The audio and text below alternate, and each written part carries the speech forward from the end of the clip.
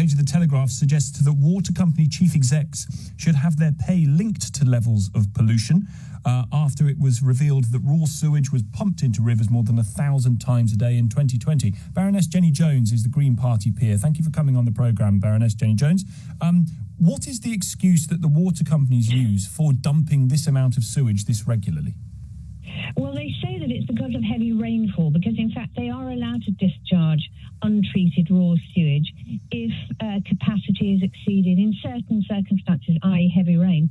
But of course what they're doing is discharging it illegally and lots of times.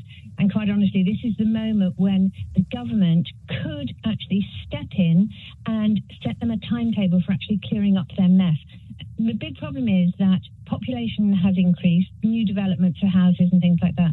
So to be fair to water companies, they have faced an increase in population and therefore an increase in sewage. But the big problem is that they have not invested in capacity. So they haven't actually updated all their treatment works and their storage ponds and things like that. Mm-hmm. They've just allowed all the excess sewage to spill over and be discharged into, it's not just the Thames, this story is particularly about the Thames and it's really grim, but every single river and even most of our coastline is polluted by raw sewage as well. Yes, the Thames specifically, the story is something like 2 billion litres of raw sewage was released into the Thames in just 2 days, which is, it's hard to get your head around. I don't know if you want to get your head around what 2 billion litres of raw sewage looks like. But Jenny, some of those water companies would say, actually, we invest a lot back into redoing some of the old Victorian pipes that run under the ground to try and do the maintenance work to keep them updated. You're not buying it?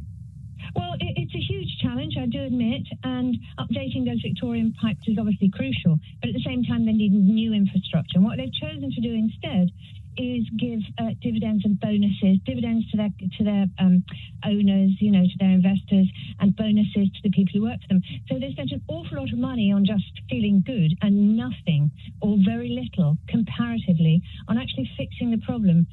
What we have ahead of us is even worse. Discharges. I mean, a few years ago, I swam above Marlow on the Thames and got gastroenteritis. And I didn't connect it at the time, but of course I do now. So I would argue that we probably need an independent inquiry into this at this moment.